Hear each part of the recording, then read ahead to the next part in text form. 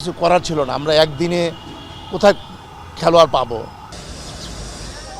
BPL এর চলতি আসরে অপ্রত্যাশিত পারফরম্যান্সে তাক লাগিয়ে দিয়েছে চট্টগ্রাম রয়্যালস।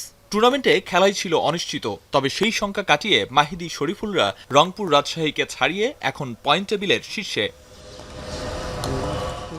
অবশ্য ইনজুরিতে রসিংটন ছিটকে পড়ায় বিপাকে পড়েছে দল। ফর্মে থাকা ইংলিশ ব্যাটারের বিকল্পের খোঁজে বন্দরনগরীর দলটি।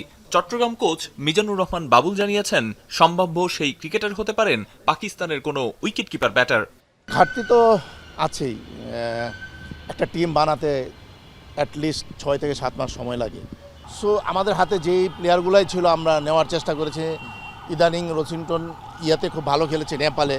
সো ওইটা আমরা একটা সুযোগ নিয়েছি যে আসুক। ফার্স্ট ম্যাচে যখন ও খারাপ খেলেছিল আমরা মনে করেছিলাম যে আসলে বাকি ম্যাচগুলো আসলে কি হয়, আমরা চিন্তিত ছিলাম। বাট সেকেন্ড ম্যাচে ও এমনভাবে কামব্যাক করেছে, আমরা হয়তো পাকিস্তানি আরেকজন উইকেট কিপার ব্যাটসম্যান চেষ্টা করছি, হয়তো ও আসার কথা আছে, জানি না শেষ পর্যন্ত কি অবস্থা।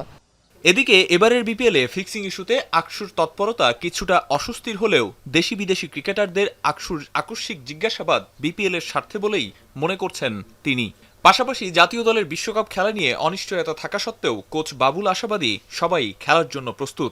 অবস্থার পরিপ্রেক্ষিতে এখন যা হচ্ছে হয়তো এটা অনেকের চোখে হয়তো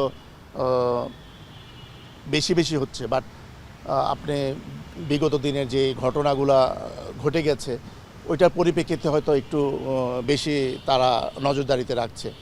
তো বলবো যে কিছুটা এম্বারেসিং অবস্থা হইলেও আমার মনে হয় যে ক্রিকেটের স্বার্থে আমার মনে হয় যে জিনিসটা খারাপ না। ক্রিকেটাররা তো ক্রিকেটই খেলতে চায়। দেখেন, খেলোয়াড়রা প্রফেশনাল, হ্যাঁ, যেরকম পরিবেশই থাকুক না কেন তারা সব জিনিস মানিয়ে নিতে পারে এবং মানিয়ে নেওয়ার চেষ্টা করে, এবং অবশ্যই তারা বিশ্বকাপে ভালো ক্রিকেট খেলবে। সব মিলিয়ে চ্যালেঞ্জ আর সীমাবদ্ধতা সত্ত্বেও চট্টগ্রাম রয়্যালস এই মুহূর্তে বিপিএল এর অন্যতম সেরা দল।